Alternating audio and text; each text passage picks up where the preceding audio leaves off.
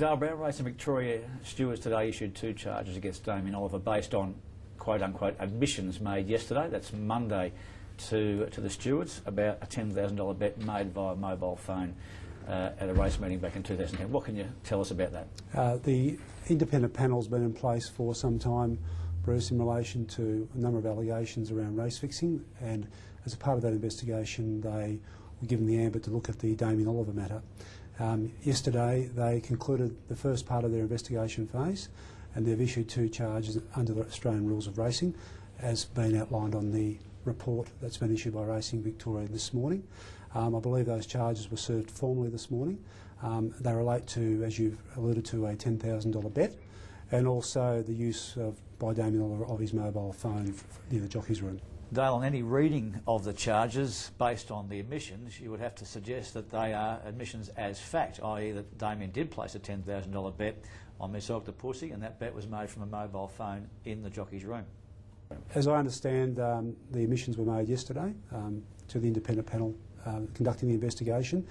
The actual contents of the investigation and the matters they've investigated along the course of that investigation will be known at the will come out in play at the inquiry on the 20th of November next week. So that's next Tuesday, the hearing, but the admissions were made on Monday, yesterday, Dayle. Despite any perception in the media, there's been no previous admissions made by Oliver in relation to the charge of a $10,000 bet until yesterday.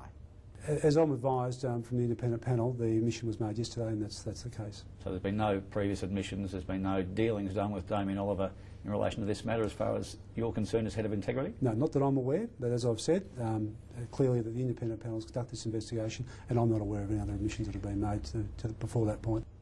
The Herald Sun front page this morning, Dayle, in exclusive, suggested that this would actually happen this morning. Oliver would be charged with the $10,000 bet, and lo and behold, on the morning he has been charged, with also information suggesting the bet was made from the jockey's room.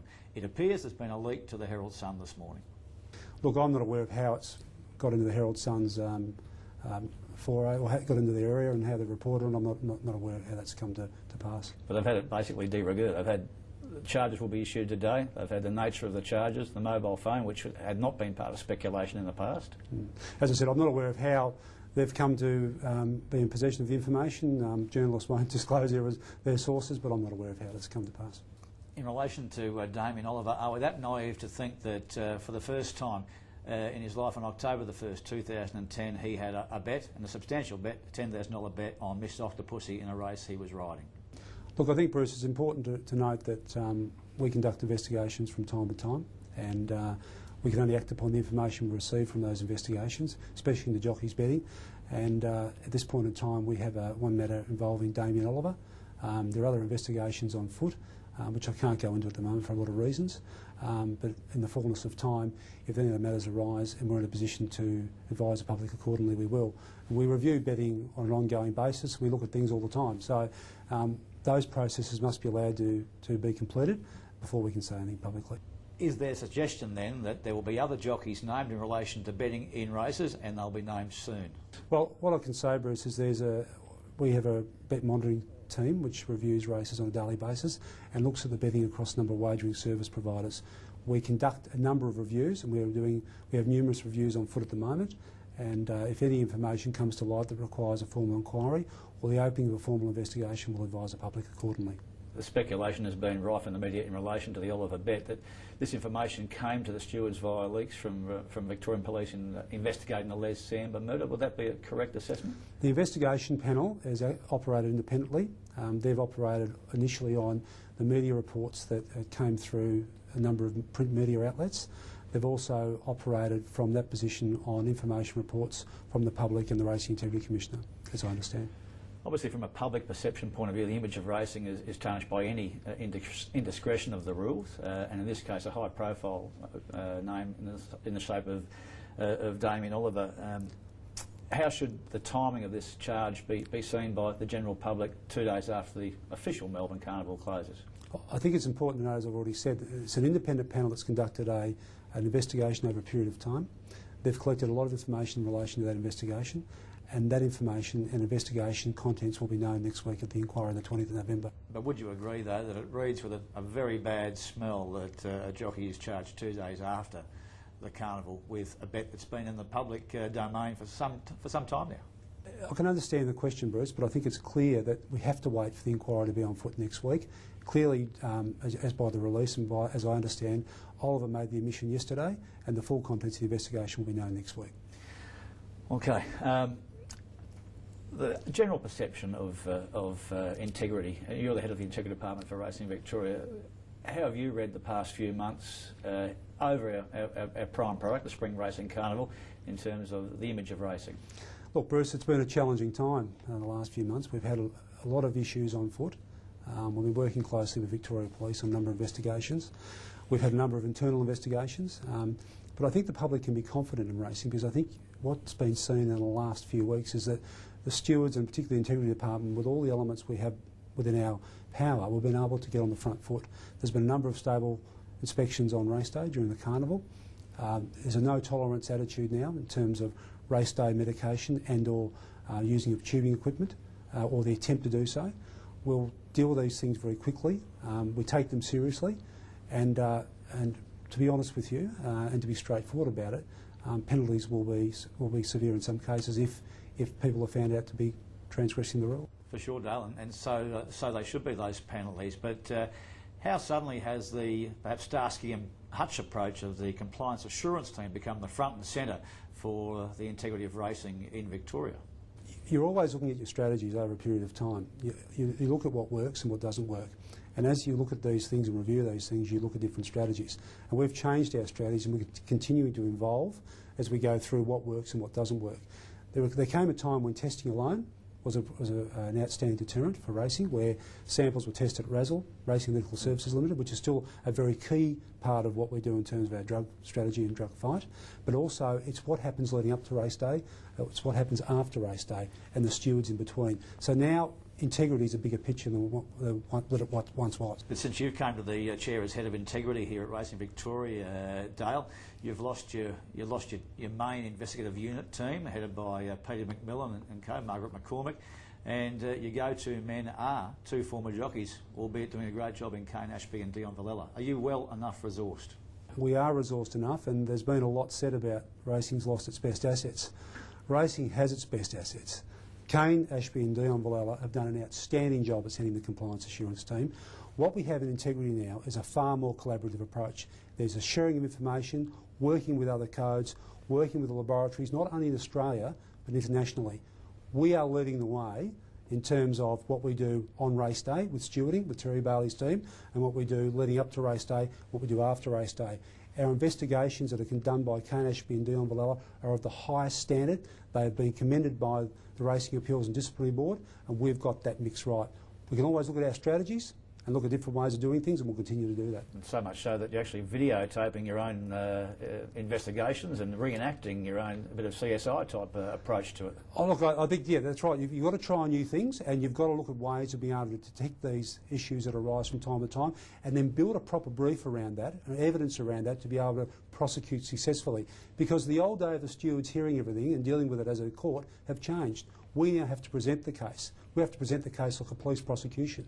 We're before an independent panel. They need all the evidence. So you have to think of ways to collect it and put a persuasive case before the board to prove the rule that you're charging someone with. You touched on the issue of sharing information, which you've been able to do with other racing authorities, but the big issue going forward here, Dayle, might be the sharing of information with Victorian Police, and this might be dealt with through the Sal Perner ongoing inquiry. But how much of a hindrance has been the inability to share or use the shared information in these inquiries?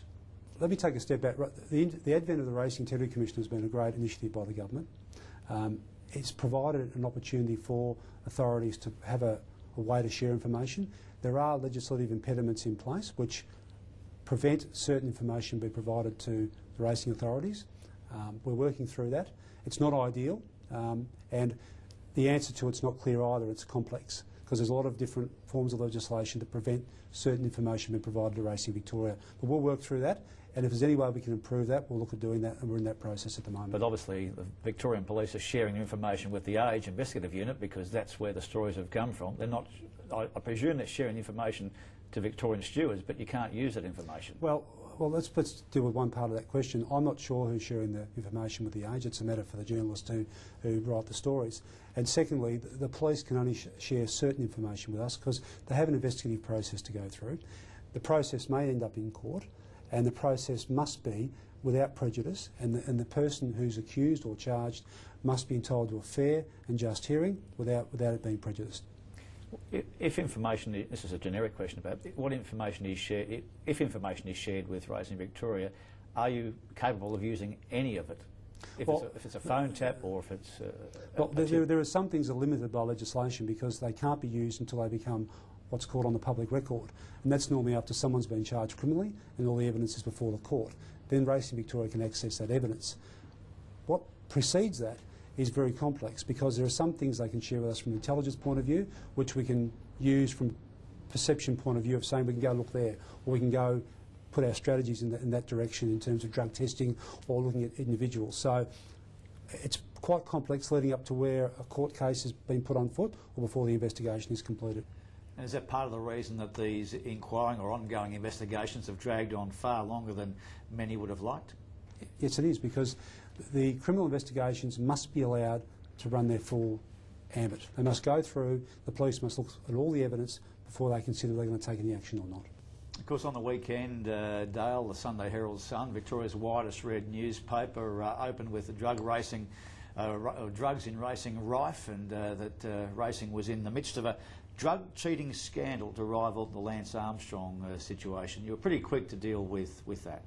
Yes, we were on that one, Bruce, because some of that's historical, and I can talk about that now. In 2009, Harness Racing Victoria and Racing Victoria worked together with the Ontario Racing Commission in looking at strategies to detect EPO. Our strategies at that point in time were based on information and intelligence we had, but the Canadians are right at the cutting edge in terms of being able to detect EPO or DPO. We looked at those strategies, implemented them over a period of time, and both codes realised positive findings to a number of horses. Since then, we've done over 4,000 tests, and our Harness Racing Victoria have done over 3,000. We're both very aggressive in that area. We haven't seen the prevalence of EPO or DPO or any of its derivatives at this point in time. But the caveat on that comment is this, is that we're not naive to say that people will try things from time to time. And I know the article suggested that some people have come forward and said this is being used, and I would encourage them to come forward, talk to the Integrity Department, or even go to the Racing Integrity Commissioner, provide that information, and he'll protect their identity and they can forward that information through to us. Quoting directly from the Sunday Herald Sun, some of the biggest names in racing have told the Herald Sun sophisticated drug cheating has become rife among well-known stables, and respected trainers and veterinarians have confirmed that these allegations are valid. How would you respond? Yeah. The big stables are tested more than anyone. They have more runners. The story indicates that they're tested less, or we target test a lower level person because it hides what might be happening somewhere else. It's just not true. They get tested and they are subject to more scrutiny than anyone. And the compliance assurance team does that testing across an even playing field. So everyone's subjected to the same rigorous and aggressive type of testing. And going back to the broader question is the image of racing, jockeys betting, horses drugged, races rigged, spring carnival gone. Where does racing finish after all of this? Well, I think what racing can take from this is that the integrity of racing is at the forefront in terms of being able to deal with these matters. There are some complexities around some of the issues that are ongoing, and we'll work through those over a period of time. Racing's still in a healthy state. We've got a great spring carnival, well patronised, and there's a lot of patronage over the carnival, people turning up. We've had wagerings in an upswing, and confidence is there in terms of going to the races and having a great day out. In terms of the integrity, it's paramount that integrity is a fundamental basis upon which racing has to be supported by. And I think we've got that right, and we're working through that. Okay, just an update too, Dayle, on where these two inquiries involving the Smoking Aces race from Cranbourne and Bolton from Caulfield are at, and when we might expect to hear some more developments there. Well, they're still ongoing because, as I said earlier, smoking aces is still subject to a criminal investigation by Victoria Police. That's ongoing, and the Bolton case at this point in time is still ongoing. Okay. With the Damien Oliver bet charges, he has been charged with placing a bet on a horse he wasn't riding in a race. Was there, and I'm not sure if you can answer, but if you extrapolated that view out, was there ever a view that that becomes a race fixing matter? Well, I think that's a matter for the investigation panel. They've got all the information before them. They've acted upon that information, and that will come to the fore on 20th of November before the hearing. And of course, the other interpretation of what's happened in the past 24 hours is that possibly Racing Victoria has a deal done with Damien Oliver to have this matter put aside and heard after the full spring carnival. The Herald Sun is now reporting that he will get 8 months to a year penalty for the alleged bet on Miss Octopussy. Yes, well, as I've said, the independent panel have done this investigation fully. They have done that without interference from anybody, and that investigation will be revealed next Tuesday. The timing of that, the evidence they've got, and that'll be before the inquiry next week. And everyone's invited to come along and hear how that plays out. You might need a few more seats, Dayle. Yes, we might. Dayle, thanks for your time. Thanks, Bruce.